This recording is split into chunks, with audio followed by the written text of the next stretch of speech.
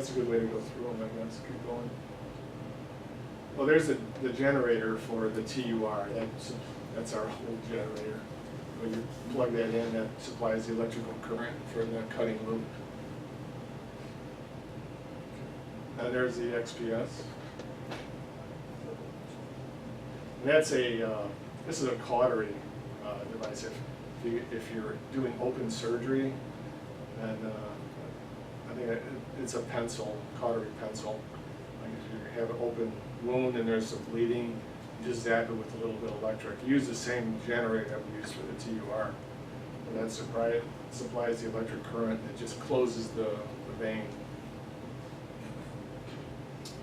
These are some retractors, like if they're in,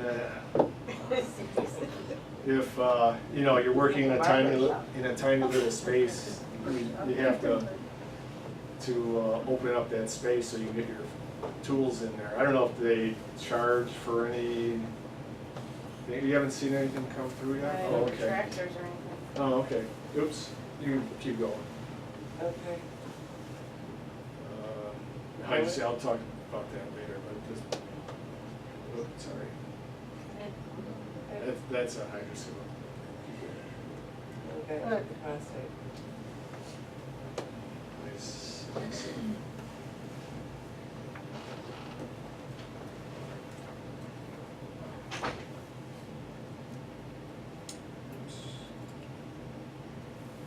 Right here. Oh wait, that's the stone. Okay, here's this circumcision here. This did have sound, but and usually it's done on babies when they're young. But I'm guessing that on an adult it could be the same thing. They split the foreskin and put this little device on there, and then not sew it, but secure that device around, or the skin around that, and then trim it off. And they basically tie it off, and you trim it, and in a couple of days, because there's no blood flow to it anymore, that ring just falls off. So that's basically the circumcision.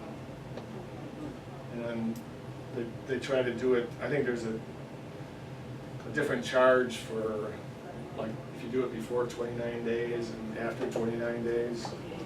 Hopefully they do it before the 29 days.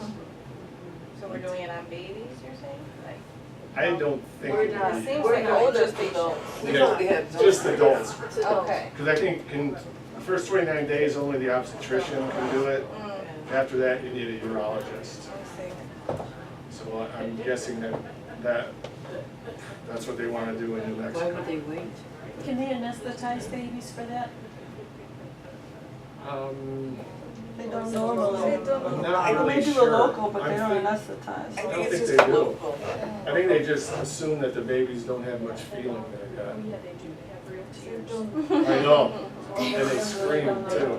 If they go back in and do it again, my grandson had to have it done a second time, they do sedate them the second time when they're past that 28 days. Okay.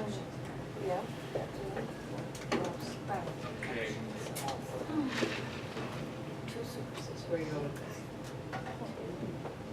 Okay, now, so that's There wasn't enough. basically all I know about circumcision. Okay, now, this is for varicocele. Sorry. For what? Varicocele. This is a little bit of an anatomy here. This is the testicular vein. It comes down from on top here, goes usually on the left side for some reason. The vein goes down to the testicle, and there's like a little group of veins down there in the testicle. And what this will show is the normal, you know, those valves are supposed to close and keep the blood flowing at a normal pressure.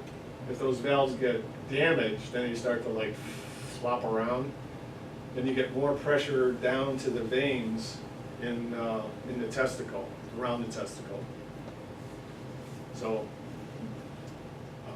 this, I don't know if it's a congenital defect, that'll make the veins around the testicle get enlarged. And when they're enlarged, they heat up the testicle and could cause infertility. So, so that's why they go and they fix it.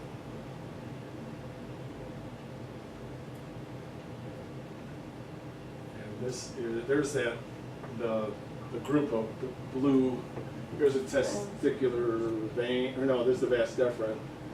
Testicular veins are here, and those are what get all engorged. So what they want to do is get rid of that. Get rid of that group of bad veins.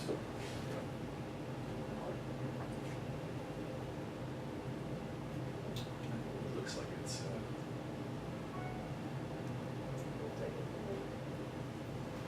we've already seen All it. good stuff. Okay.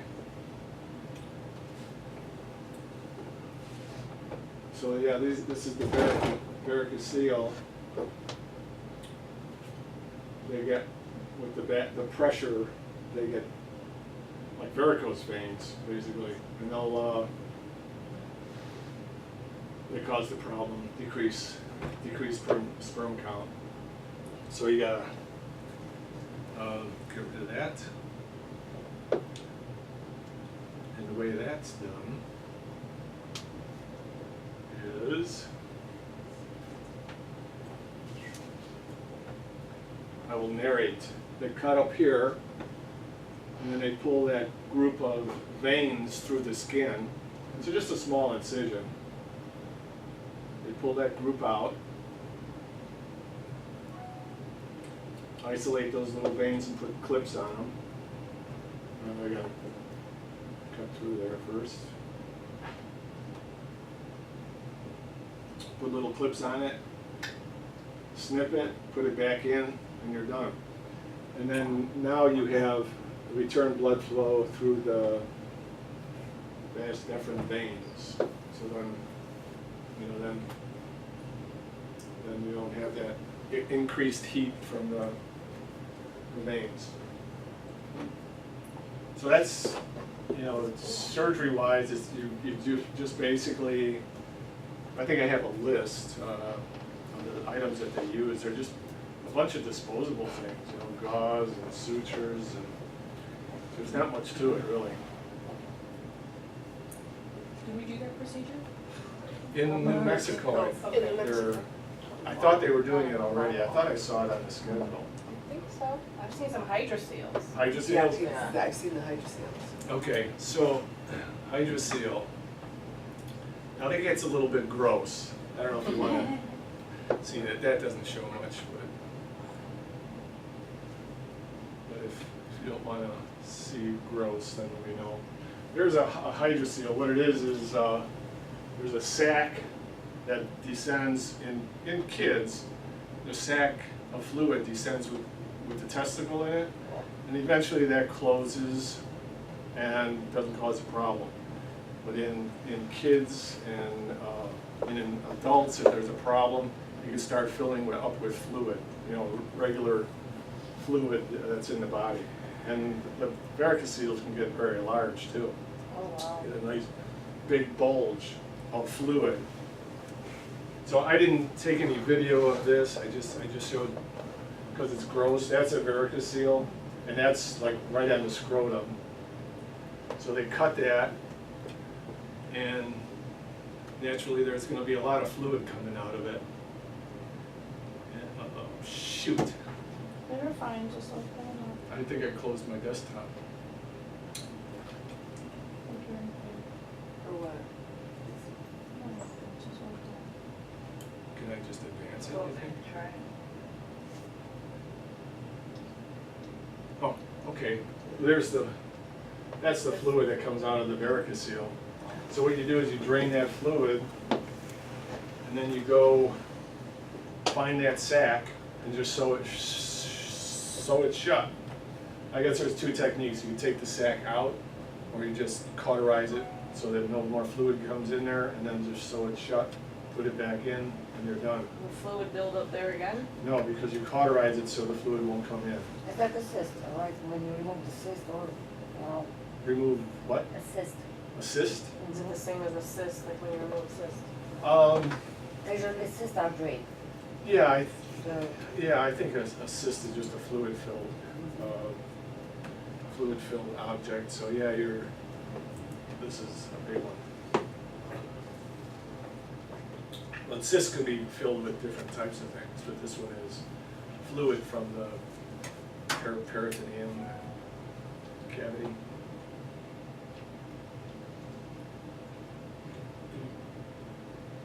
And then there's the sac. They're just closing up the sac before they put sutures on the outside. Oh, back to the retractors. I think that's it then. Yeah, so those are. And the vasectomy? The vasectomy. Are That's the they? one with the clips, right? Yeah, I didn't get a picture. Oh, yeah, on some papers I have. What they do they go through this. They used to slice open the scrotum and pull out the vas deferens, but now they're just punching a hole in there and then pulling it out with a forceps. And then they're putting clips on both sides and cutting it, putting it back in. So it's quick and easy. I think they do that in the office all the time. And maybe they might do it in the surgery center because they want more It's on our anesthetic. list to do in Yeah. Mexico. But all these procedures, before I knew about them, it was like, oh my God, what are we gonna do? But they're very simple, quick and simple procedures.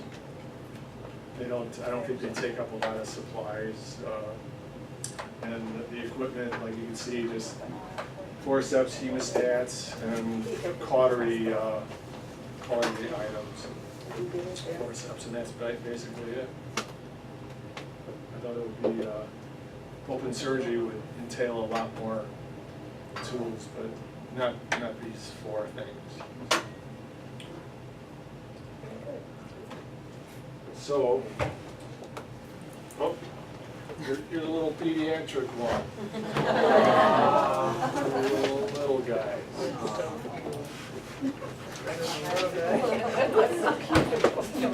We don't see too many little guys.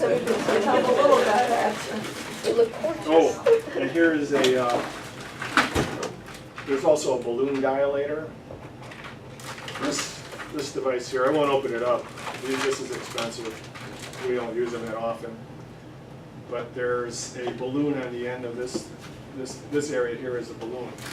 What they'll do is stick it right in the ureter here, and then they blow it up with this pressure device. They add pressure to it, let it sit for a while, and then that will dilate it a lot more than just that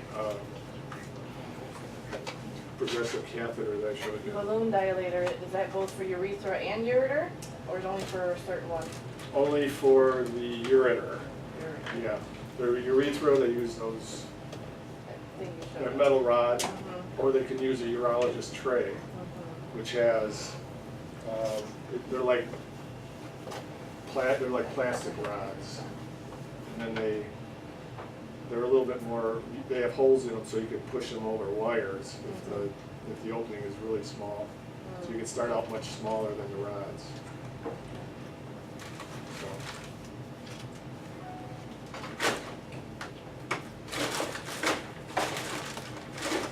And I think that's about it. Thank you. Thank you. Did I cover everything? I think so. Any questions?